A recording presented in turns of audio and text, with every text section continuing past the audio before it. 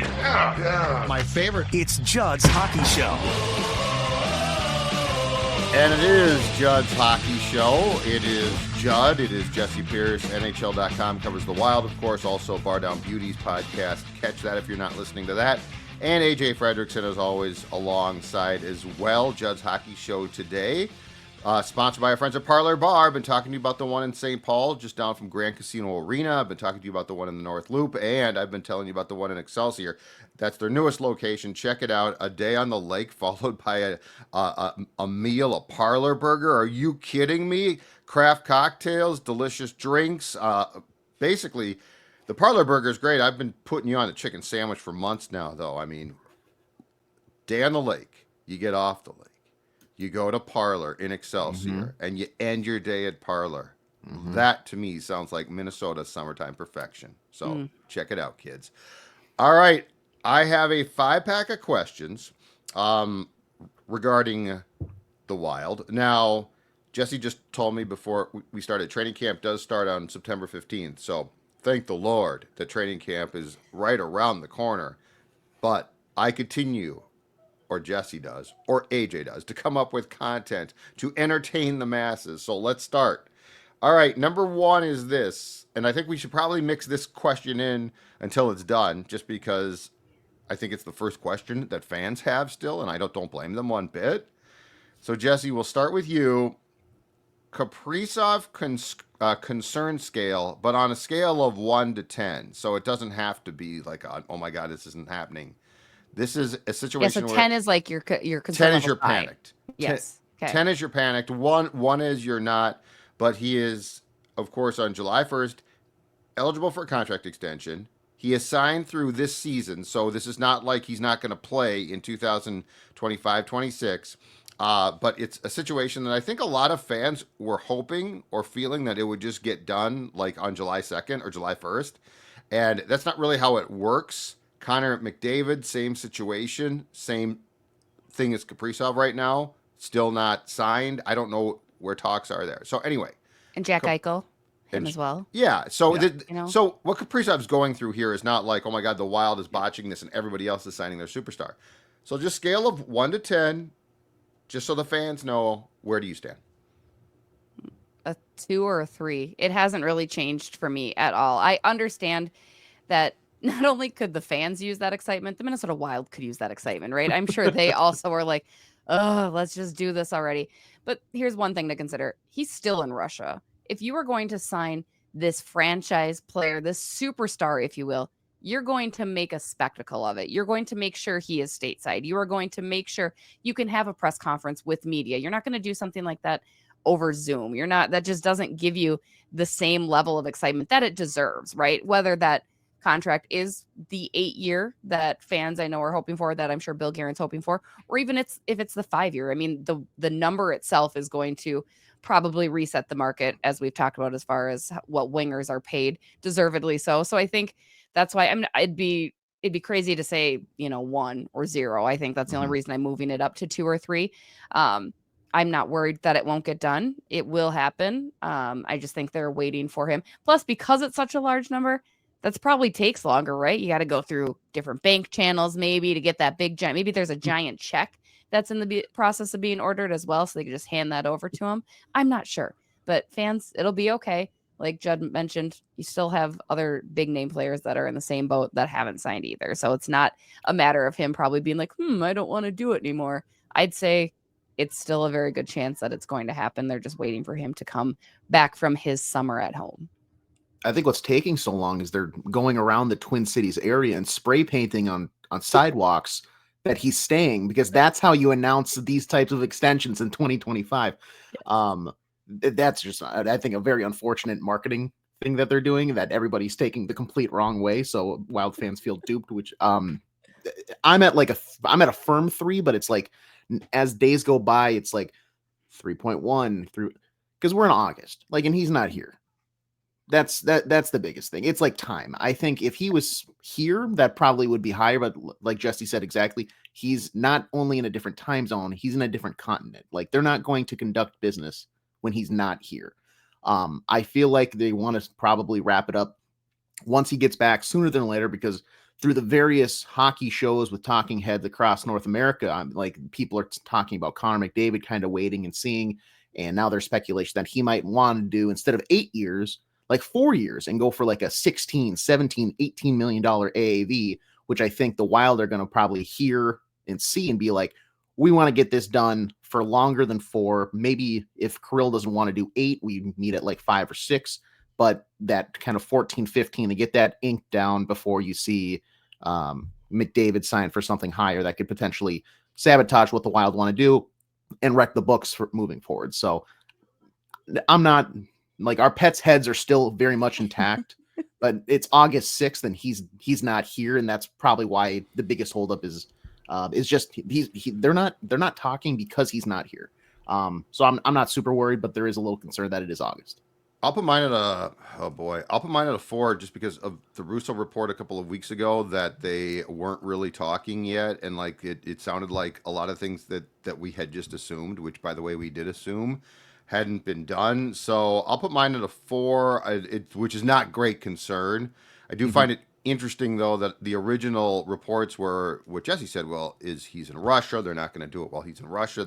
They want him here to physically have a press conference, and then Mike's report in The Athletic a couple weeks ago was like, well, there might not be as far along as we all thought originally. So, but 4 is certainly not sounding an alarm, and I think it gets done. I honestly think the more I think about this, unless you're predisposed to injury problems, and Kirill missed a lot of time last season. If I'm Kirill or McDavid, I'm not doing 8 years. No, I'm doing 4 years. I want to see what you do, and look. It's all circumstantial. If you're the Oilers, you've been to Stanley Cup finals, largely because of 97, but, you want to see where that goes, right?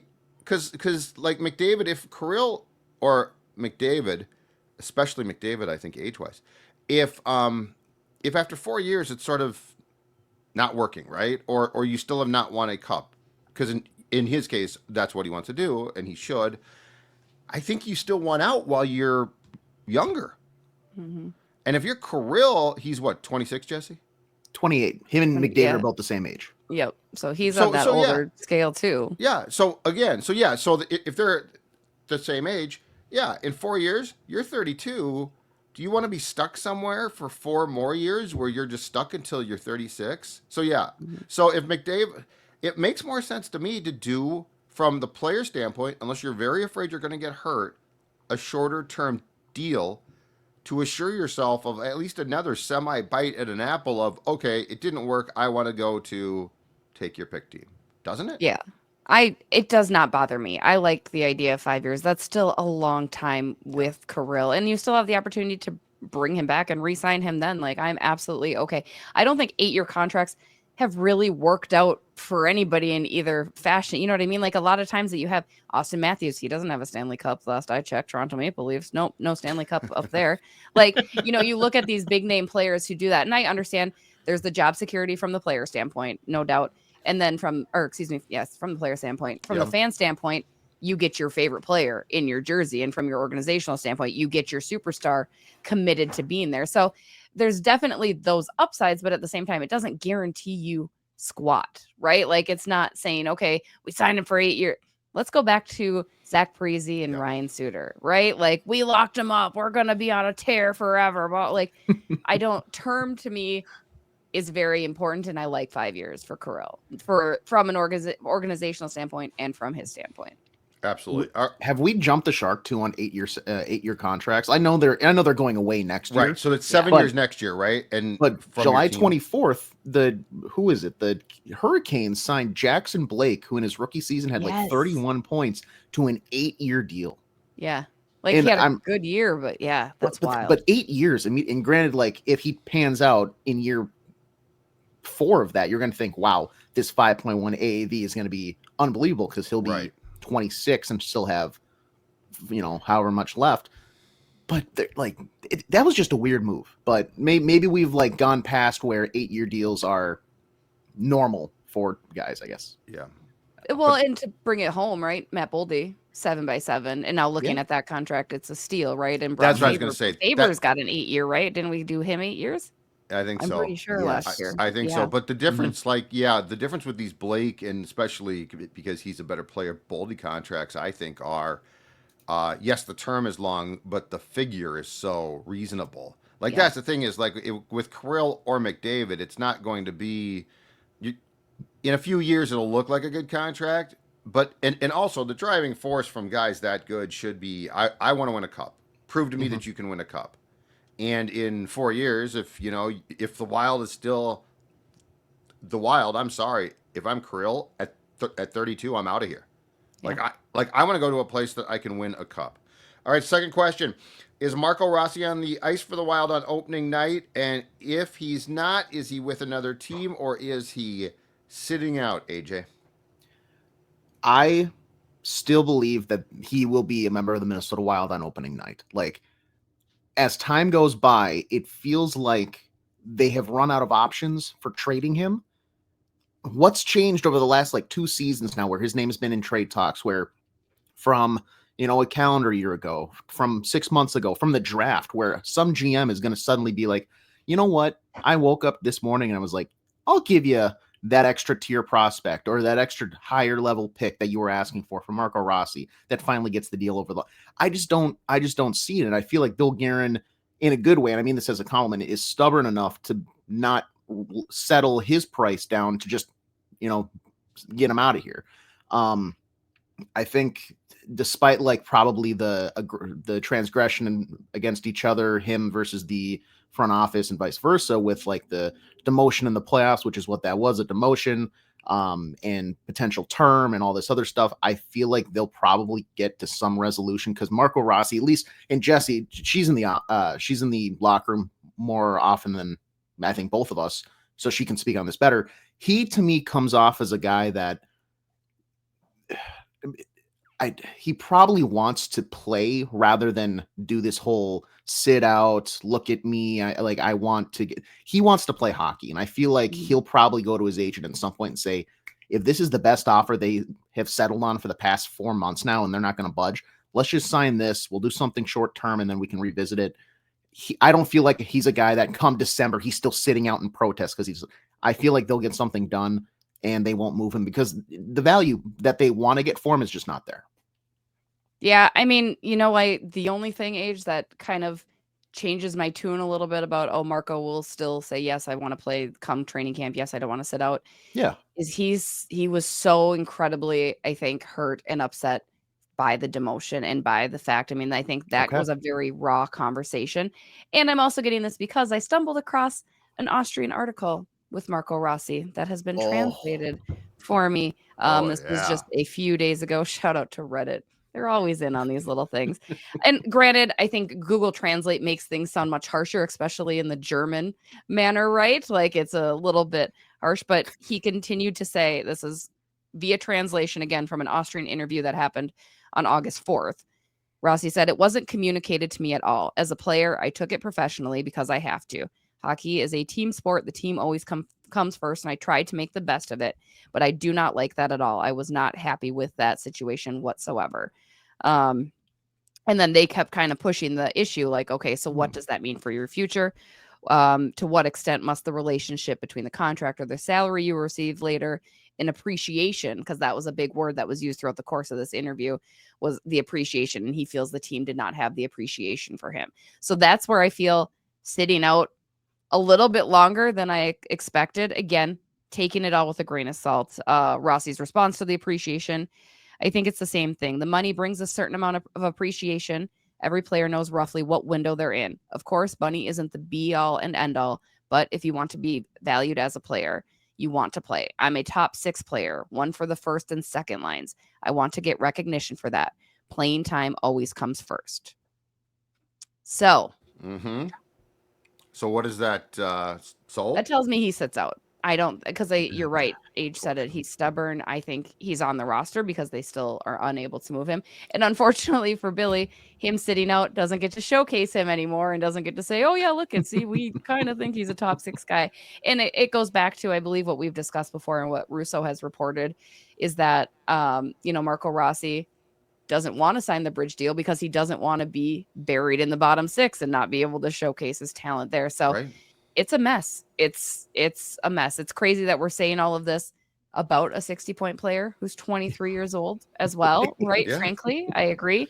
But that's why, let's say it again, we should have traded him a year ago, because then this is all avoided. Or you shouldn't have created this problem a year. Yeah. And in the playoffs, like I just keep coming back to, okay, the feelings, the talking, the quotes, whatever you want to call it, that Billy has had to try to sort of go back on and be like, well, no, we love him. You don't understand. Everything was undone by the boneheaded move in the playoffs. Like, because that spoke louder than anything. You demoted him to a fourth line, and you did it. And I don't care how well you think those two guys on the wing played. You basically put him with two guys that he probably deems almost unplayable. You know, you could say Yakov Trenin in the playoffs. Okay, but Marco Rossi, if you're him, you've been playing on the first or second line, and now you're with these two guys. And by the way, you watched Trenin. We all did all year long. I don't care how well he played in the playoffs. You watched him all year long, and now you're playing with this guy. You know, so yeah, I am very curious to see where this goes, but with what you just read, I would not be surprised if he is not playing. I won't be surprised if he's under team control still, like not traded yet. Yeah, right. Or perhaps he gets traded in training camp. But I think, Jessi, you used the best word. They've created a mess here. And the sad thing is, totally unnecessarily, they created a mess. Is it fair to say that it would be a major indictment on Bill Guerin to let him get to opening night unsigned? Because now you're entering, we've talked about how you're entering this certain time period window where you're supposed to be winning. It's really hard to do that if you're just not coming to an agreement with your 60-point scorer who's 23 years old, who I think most people would agree on this team and construct is a second line center, like a top six guy.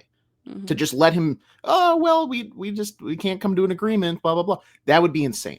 I think probably the pressure at some point gets to Bill Guerin, and I don't, he is stubborn, but he's going to have to cave at some point. And I don't know. We don't really even know exactly what Rossi's asking for still, right? Because maybe it is just super outlandish. We've heard rumors and what the Wild offered and maybe what he came back with, but we don't know the current where each side sits. But is he going to cave? But is Bill going to cave on that? Bill will feel equally as weak if he gives, right, Jess? So this is a really difficult. The Wild have put themselves in a very precarious position through their moves in the Vegas series, I think. Yeah. I mean, 100%, and AJ's exactly right. That was going to be my next point. The depth up the middle still needs a Marco Rossi in the top six, so it's even more absurd that we're there, right? You don't have even a Freddie Gaudreau to maybe slide up. You don't have anybody to put there, and that is a problem. Last reported number I heard, I think, was in the 7 million, which, yes, in my old school brain seemed like a lot. But with the salary cap the way it is and the way it's supposed to go upward, it's not that crazy anymore to me. I'm really starting to resound and come around to that idea. In my head, I'm so locked in always at 5.5. And that's because that's what guys used to sign for the Wild, right? Guys that were in Marco Rossi, Joel Eriksson was a 5.5 for 5 years. I mean, Spurgeon, Dumba, all those guys from that core were 5.5 for 5 years or 6 years. And I'm just so used to hearing that term for 23-year-olds that's what I thought. But now 7 doesn't sound crazy to me. You have the money to do it with the money that wasn't spent in the offseason. So I don't know. But I think there's also, there's that pride factor in there for Billy and for Marco's agent. According to this Austrian interview, Marco did say that he's not talking. He's not doing any of the, it's literally just him and his agent and Billy. So he's letting him handle it while he hangs out this summer. Oh, boy. All right, question number 3. Does Vladimir Tarasenko go over or under 20 goals? Just for the context, he had 23 goals 2 years ago, splitting the season with the Senators and then going to the Panthers, but last season with the Red Wings, and he is an aging player. He had 11 goals. Over or under, Jessi Pierce, 20 goals for the new second-line winger? Just slightly under. I think 18. I think it will be a step up. If you put him with Kirill, why not? That could happen. Look at what it's done for Mads Kirill. Look what it did for Ryan Hartman one year. True, But Yeah. he's going to start, just to be clear, the plan is for him to start off on the second line, not with Kirill, correct? Or We have no plan. Let's be honest. There's no plan. That was my projected lineup, which is probably accurate. Yes, the idea would okay, be to put Kirill and Zuki, but I okay, still want to see it. I want one game where I'm seeing it, and because maybe there's this Russian magic, right? Maybe there's something there. I still kind of like it. And that's Kirill's boy, okay. right? Like that when he was a kid growing up, he like loved Yes. Tarasenko. So Yep. I Yep. would be inclined to think John Hines, scratches his back for a game or two with that. Yeah, and I think Yeah, Tarasenko's or- going to be yeah. put in an opportunity to play special teams, right? He'll probably be, I wouldn't imagine PP1, PP2. That's always going to help your numbers, obviously. Yeah, and I think the thing I liked, and I said it after we spoke with him to you guys on the show right after we had the media availability with Tarasenko, he knows he's got to play a role. Like, I think that's something that this team sometimes lacks when they make these new signings. You put Gus Nyquist in the top 6 because he doesn't understand that's not his role anymore, and you don't force those new roles upon him. We talked about this at the World Junior Showcase too. You're putting together these all-star teams, right, for World Juniors, for instance. Yep. But they all need to find new roles. You still need a guy that's willing to play on the PK, willing to be a fourth liner. And not that Tarasenko's the superstar coming to a star-studded team, but in a similar sense, he needs to accept a new role. And I think if he does that, that's going to boost his confidence. It's obviously the change of scenery, all the cliches, but 18 goals. Sorry. Okay. I think he'll be about that range too. Like it really is role dependent. I just don't see him being, and it's tough to say that what I'm gonna say because like the Wild's right wing situation, when you look at it, it's like Zuccarello, and then it goes right to him. So he is a top 6 guy as of right now, I think, unfortunately. Because I would love to see him on a third line and they have somebody more capable. But that's just not the world we live in. That's not the world we live in. So he probably he maybe does that. He probably does get to 2021. Like it'll be close. Because you're gonna get him those minutes. You're gonna probably get him special teams time. I think I just talked myself into like 21 goals. Well, I know, right? Like part of me is like 22 could be realistic too. Oh yeah. Is that a success then? Like if he's above 20, is that a success on this trade? I'd like to see 25. It depends on who he plays with again, though. But here's my question. Okay, so if Kirill loves him, that's great and all. But is Kirill going to immediately cast off his boy, Zuccarello?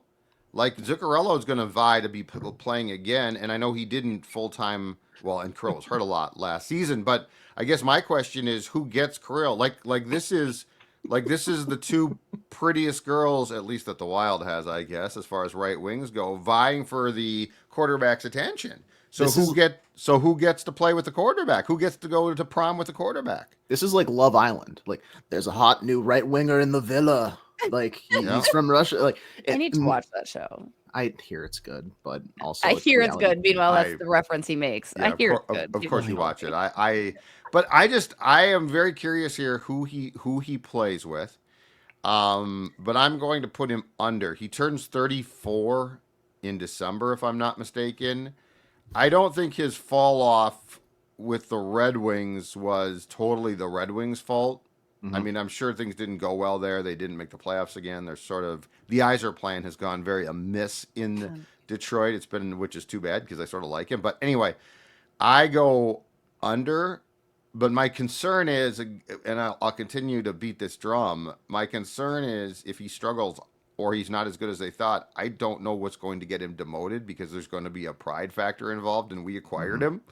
And God forbid that JoJo, let's give Marcus Johansson a chance. So I am very, very concerned about this entire thing. But I will go under. But I'm with Jessi. I think it's probably near 20. If it's not, it's a disaster. If he's not near 20 goals, it's an unmitigated disaster. I think it's a disaster. You didn't really do much to get it wasn't like you went out and I don't feel it wasn't a second round. Well, but you didn't go get anybody else. Dramatic Judd over here. You didn't go get anybody else though. That's my problem. Who were you going to get? Judd next off season. That's when you're getting your winger. Yeah. Trades. I think it's a disaster. I think it's a disaster because he'll sit there and he'll eat up a spot on the top 6 and they won't demote him. And Marco Rossi will be put through waivers and go to Iowa before Tarasenko is playing on the 3rd or 4th line. I am, but I will go 18 or so. I will, and hope that is correct. All right, the next question. Does Jesper Wallstedt spend any time in Iowa next season? In other words, is he a reliable backup here who perhaps can start many, many games behind Philip Gustafsson, or does he struggle again? So, does Walstedt spend any time in the American Hockey League next season, which of course would be a real problem for a team that has been counting on him? Jessi Wait, or Age? Who wants it? Age? Age, You go first. Yeah.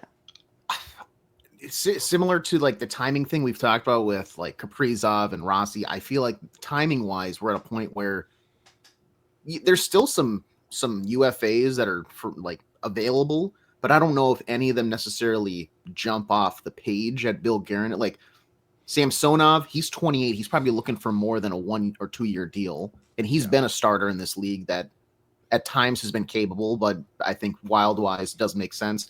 Gorgiev, kind of the same thing. He was the Rangers guy for a while, and now you're seeing him sitting here at age 29 as a UFA. James Reimer is ready to set up like a shop in like a surf shop in Miami because he's 37. I don't know if he's going to come back and play. And after that, there's Marc-Andre Fleury. How old was he when he came here? All right. Yes.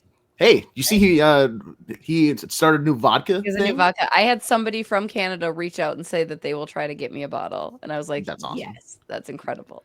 I didn't see this, and no one reached out to me. Hey, I think vodka. you're thinking it's probably in the mail for you. Like you guys, I know you two are very good friends. So along with those pads. He's still here, right? I think he's home. I think he's in Montreal. Oh, the family didn't. So wait, but they kept the house here, right?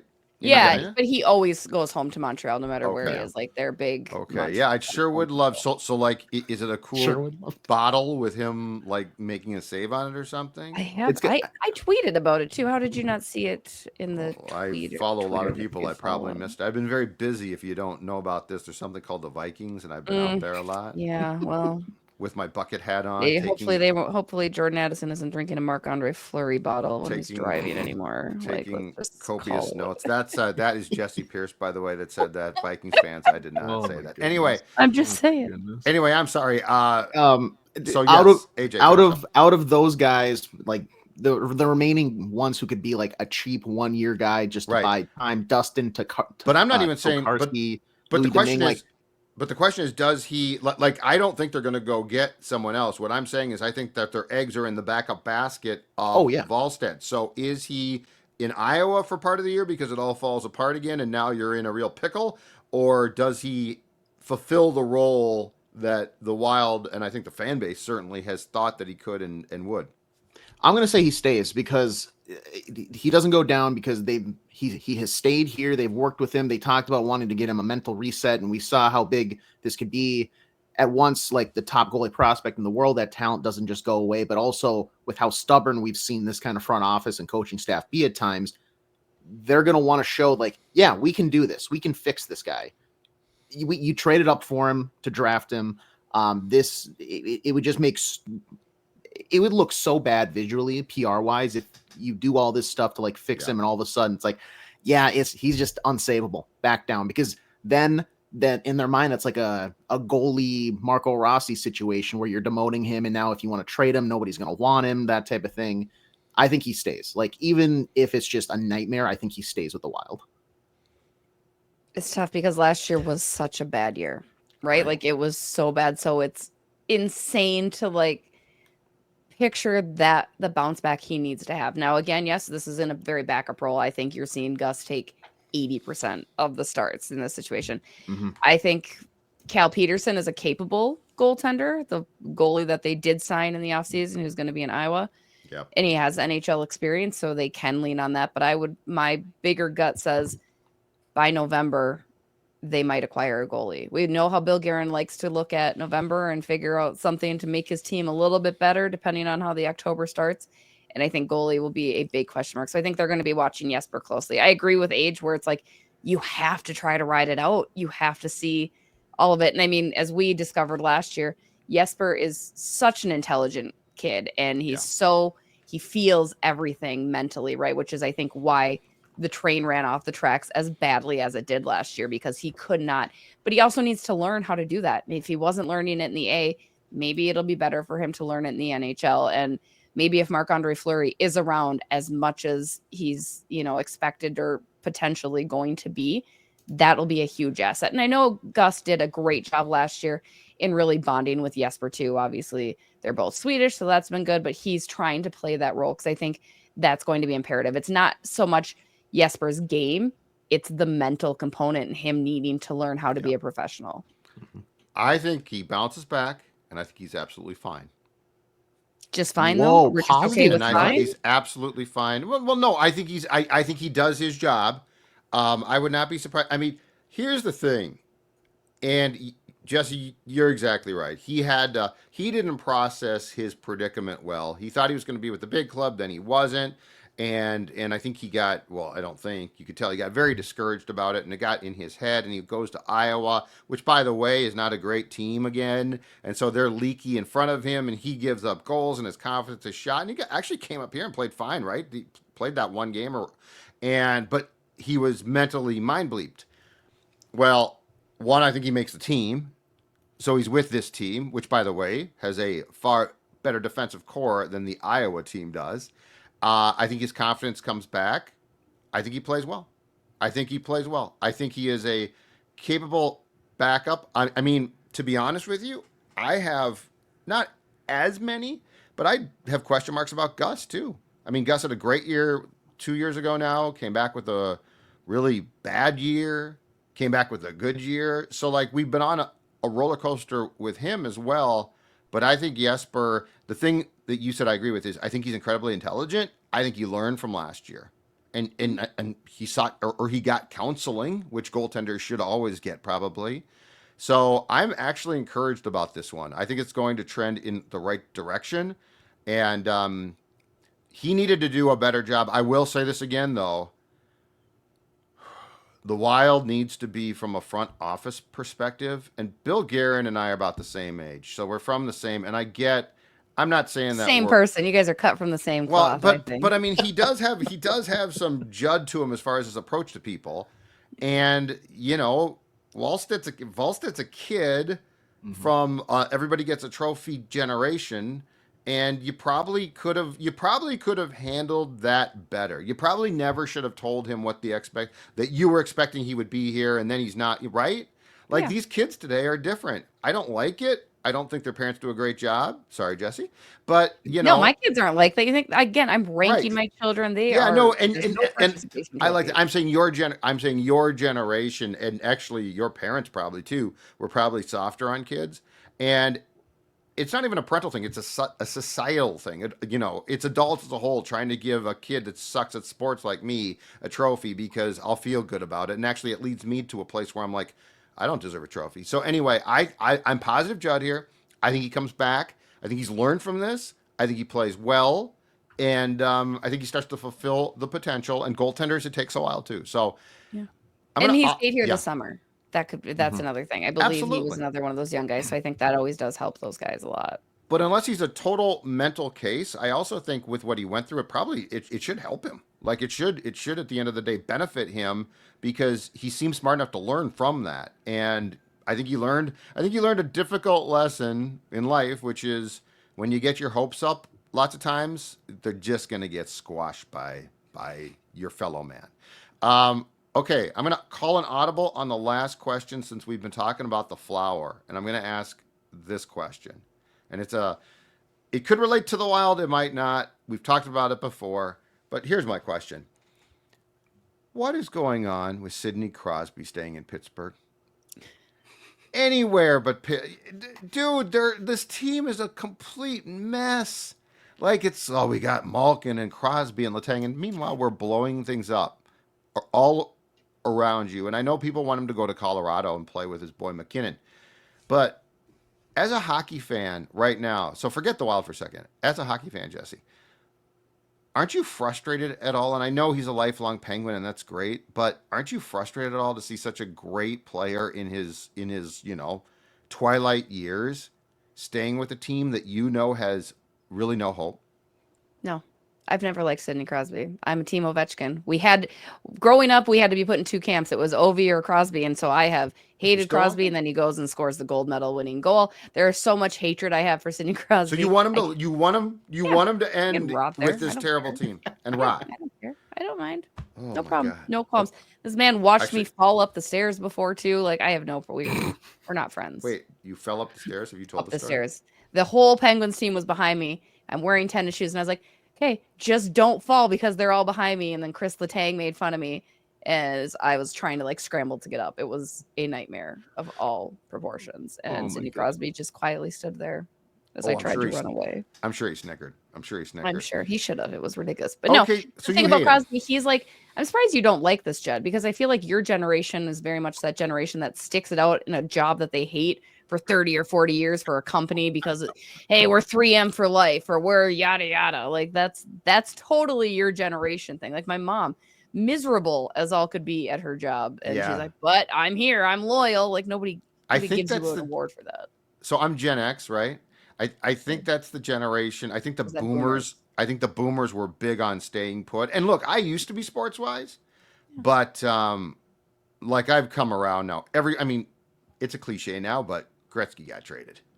Mm-hmm. So, okay, AJ. So Jessi hates him. Where do you stand on Sidney Crosby languishing in Pittsburgh? For the record, I was also Team Ovi growing up, but like at a certain point, you have to just appreciate, I think, the greatness that is Sidney Crosby, and that's why he is on a team that, besides him, next season has 3 other forwards under contract.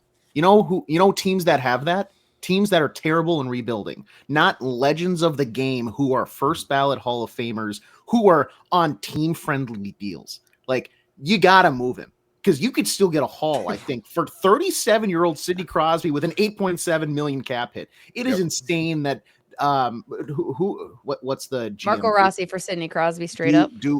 Kyle Dubas. Dubas, thank you. I was going to say Dubnik. Kyle Dubas sitting on that gold mine for a team that he should be reshaping is crazy. And maybe it's till after the Olympics or something like that. But if you don't see him moved at all this season, everybody in the front office there should be fired. I don't think Crosby wants to move, though. That's the other thing is they got to go to him and say he wants 87. Like he keeps the same contract because like he's wired differently. I think that's also why personality, like he's so nice. Like have interviewed him. I'm very grateful that I've had the opportunity to speak with him. You just ripped him apart. I call him Sid. Don't come back now with this.